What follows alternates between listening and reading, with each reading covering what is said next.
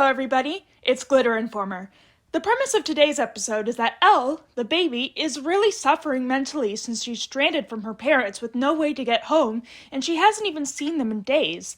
So, Sora and Mashiro have to find some way to cheer up the baby, even though she's in a pretty horrible situation. So yeah, this is going to be another character-driven rather than action-driven episode. This is honestly how most of episodes of Pretty Cure are. You come for the action scenes and stay for the characters and their interactions with one another. That being said, I wish that Hirogaru Sky was more tonally consistent. As awesome as episode 1 was, I still think it's firmly the best out of all the episodes of this season so far. Its emphasis on fast-paced action rather than slow-paced character development makes it inconsistent with the rest of the show and sets up expectations in the audience that the following episodes don't meet. But whatever, this is good too. It's reviewing time. Our episode begins with Mashiro on a video call with her parents.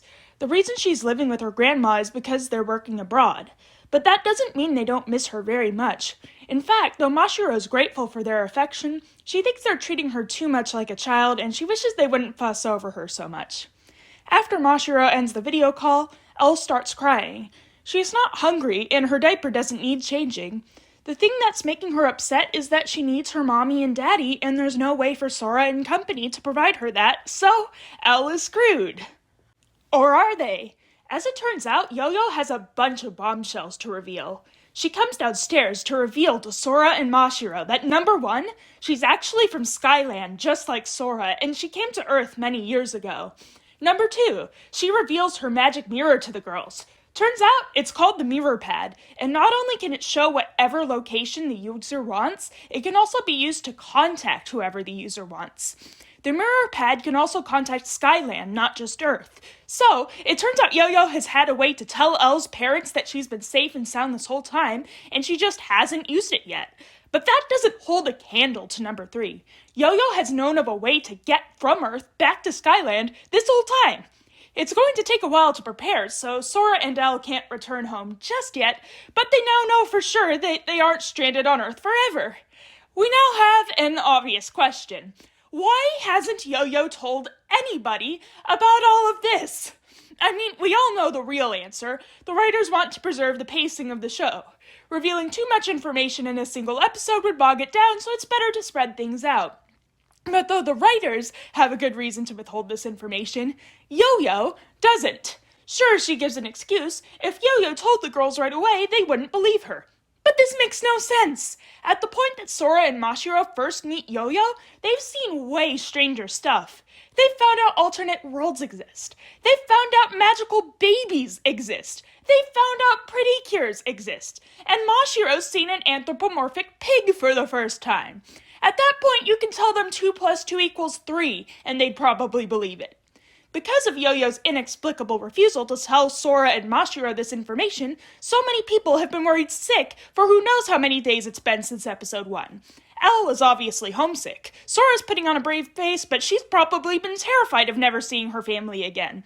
Elle's parents have probably had it the worst. The last they saw their baby, she got kidnapped, and they haven't heard anything about her whereabouts for days. For all they know, their baby girl is dead, or being tortured, or worse. Yo-Yo could have alleviated all of this suffering so much earlier by just telling everyone she had a way to contact Skyland right when she met Sora and Mashiro.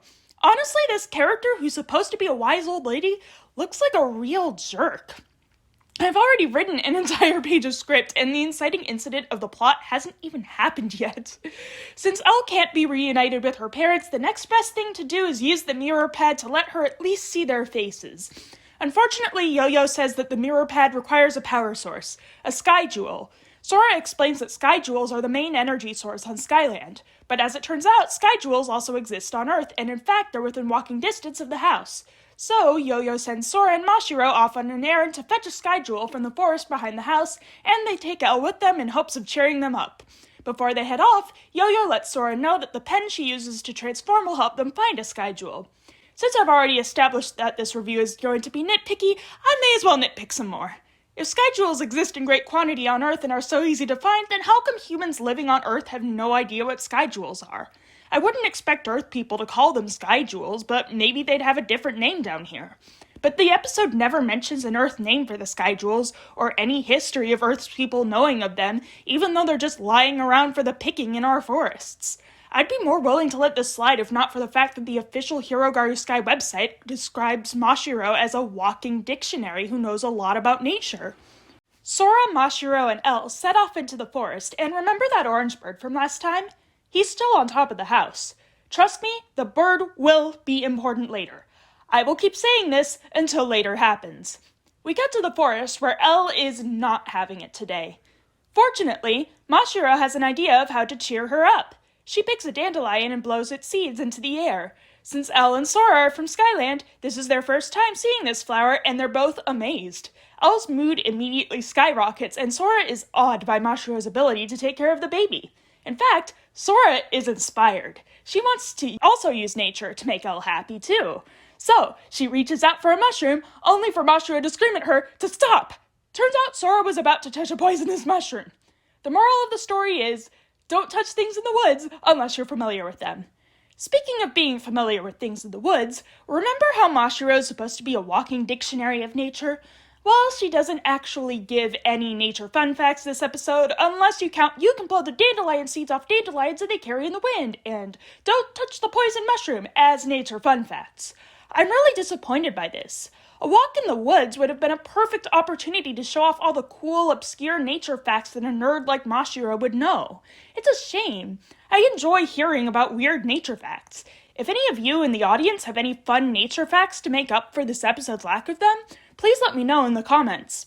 Anyways, Elle starts crying again. Turns out the cause is a lot easier to solve this time. She's just hungry. They didn't feed her before heading out after all. So they set up a picnic blanket in a clearing and they feed her. It's not just lunchtime for Elle, though. Mashiro has baked cloud-shaped bread for herself and Sora, which she's appropriately named Cloud Bread. Sora finds it delicious. Now, here's where I praise this episode instead of nitpicking it for a change. To do this, I'm going to compare it to the 2021 season Tropical Rouge Pretty Cure. In that season, the characters all loved to eat this snack called tropical melon bread, and they would not shut up about it. Every single episode, they would stop to eat it and then gush to the audience about how amazing it tasted. There was no end to it. Got some free time and don't know how to spend it? Let's all eat tropical melon bread together. Hosting a competition and don't know what to make the reward? Let's give the winner a lifetime supply of tropical melon bread. Is there a mystery episode where one of the main characters is showing off her detective skills? Well, the mystery is that a limited edition of tropical melon bread went missing. Did one of the main characters get kidnapped and now the others have to rescue her? Well, that's horrible because she might never get to eat tropical melon bread with her friends again. As you might be able to guess, the reason Toei kept shoving melon bread down the audience's throats is because they were actually selling tropical melon bread in real life. So what were supposed to be cute bonding moments in universe for the main characters completely failed because they stuck out like the artificial, annoying advertisements they were. Now this, on the other hand, isn't Sora and Mashiro going to the tropical melon bread store every episode to fuel their crippling snack addiction. Instead, Mashiro puts all this effort into baking bread herself. Even if Toei is making their own cloud bread that the kids can beg their parents to buy, the point stands that in-universe, this is a heartfelt homemade gift from Mashiro to Sora. Now, all Toei has to do is not drop the ball by having the characters sing Cloud Bread's praises every single episode. So far, it's only been done once every 3 episodes, which is a pretty good ratio as far as I'm concerned. Once all 3 girls are full, they set off again. Soon the tip of Sora's pen starts glowing. The glow is green, not blue. I guess that's just going to be a theme with her transformation device, huh? They come across a gigantic spherical boulder that's almost perfectly smooth. Mashiro suggests that the Sky Jewel might be inside the boulder. So, Sora uses an ancient martial arts technique known only to Skyland called Skyland Divine Fist, in which she lands a powerful blow on the boulder, splitting it in half. Never let it be said that Sora is not awesome. Now, there isn't any Sky Jewel in the boulder, but I still really appreciate that the show still left us an opportunity to witness Sora's amazing martial arts skills, even when she's not transformed. Also, they found a fossil inside the boulder, so that's neat. And guess what? Turns out the actual location of the Sky Jewel isn't too far off. It's just sitting in a nearby river right next to the shore. But just as Sora reaches into the river and picks up the Sky Jewel, it turns out that Kabatone was also going for a walk in the woods, and he just happened to be in that exact same location at that exact moment. They're in a part of the forest that has a lot of bamboo trees, so he turns one of the bamboo trees into a Ronborg. Mashiro takes Elle and hides behind a big rock, and Sora transforms into Pure Sky. Oh, and right before Sora transforms, she trembles a bit. Good to see they haven't dropped the Sora is secretly scared and is trying to hide it plotline. So, each Ronborg is progressively more powerful than the last. Episode 1's Ronborg only used melee attacks. Episode 2's had projectiles. This episode's Ronborg can make bamboo spikes shoot out of the ground, making the very ground Pure Sky stands on unsafe, forcing her to move constantly. She tries to seek the high ground by getting on top of a big boulder, but the Ronborg sends its bamboo spikes through the boulder too and outright destroys it. I guess Sora's not the only one with that ability. The moment where the boulder Pure Sky's standing on gets destroyed is particularly notable because she shouts that Ronborg is super powerful. This is the first time that Pure Sky has ever shown uncertainty when fighting a Ronborg while transformed, so you can tell that the Ronborgs are getting stronger bit by bit. However, it isn't enough to phase Pure Sky for long. She has a lot of maneuverability in the air, so she's able to angle herself back towards the Ronborg, touch down on the ground quick enough so the Ronborg can't skewer her with bamboo, and then sends the monster flying with a punch. Since the bamboo through the ground tactic didn't work, the Ronborg switches plans. It instead shoots projectiles out of its arms. We've already established last episode that projectiles are no match for Pure Sky. However, they are a match for Mashiro and Elle. When a stray bamboo bullet goes flying towards them, Pure Sky is only barely able to stop it in time. But she is ultimately able to stop it, so Operation Projectiles is a failure too. So, the Ronborg tries option 3. Melee.